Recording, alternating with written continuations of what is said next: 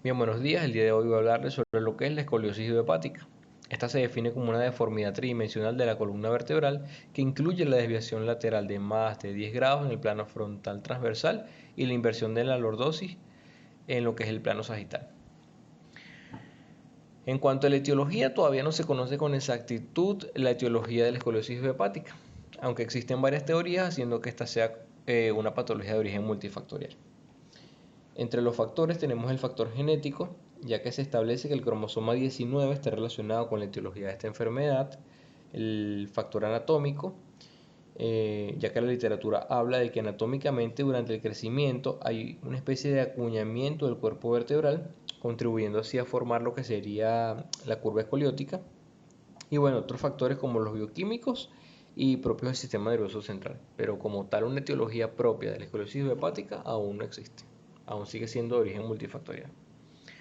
Bien, en cuanto a la epidemiología, su prevalencia oscila entre el 1.5 y 3% de la población adolescente y decrece a medida que aumentan los grados de la curva.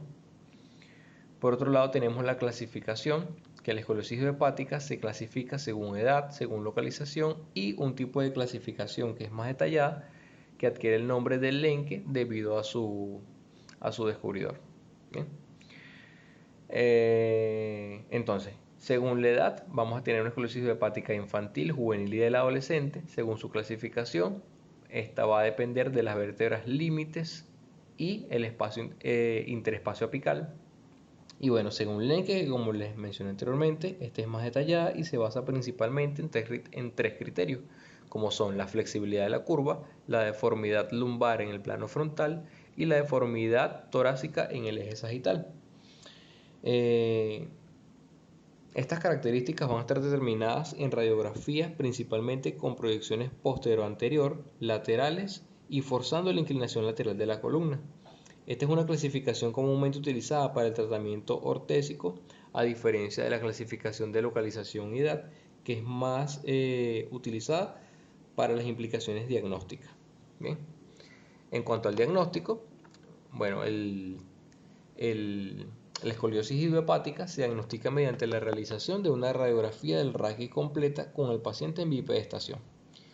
En cuanto a la proyección postero-anterior, van a estar incluidas lo que son las crestas ilíacas. ¿Para qué? Para la evaluación de la condición del crecimiento óseo del paciente y las clavículas para mostrar lo que sería la posición de los hombros.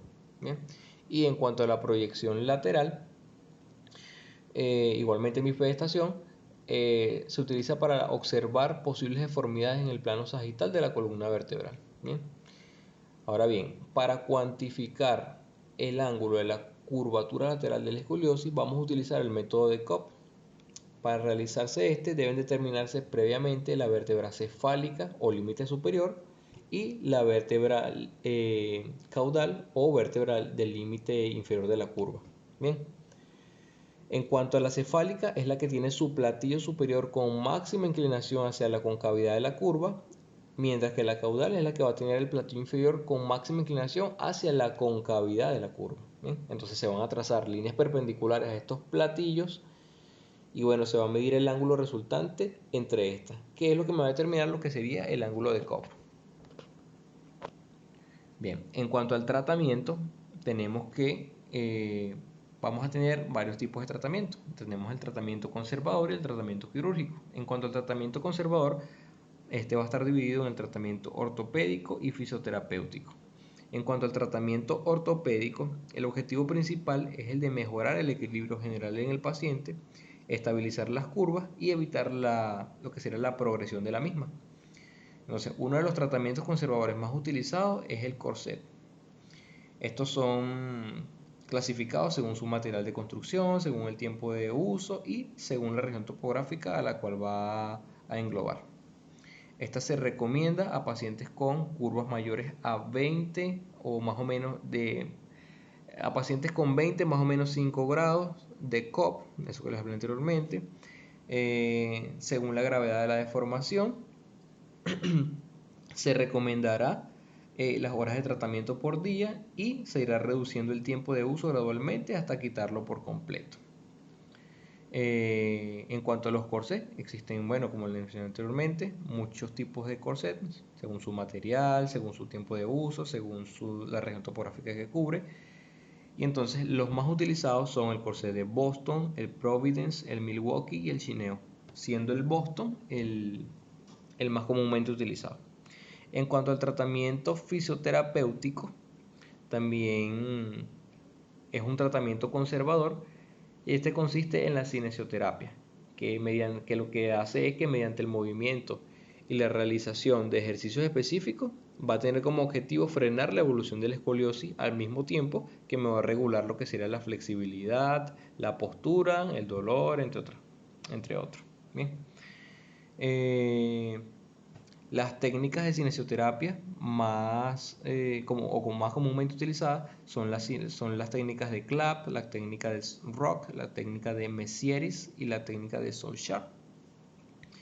Y bueno, por último tenemos el tratamiento quirúrgico, que es en aquellos casos donde tenemos una escoliosis y bastante acentuada, es decir, una curvatura bastante acentuada, donde la corrección por medio conservador no es posible.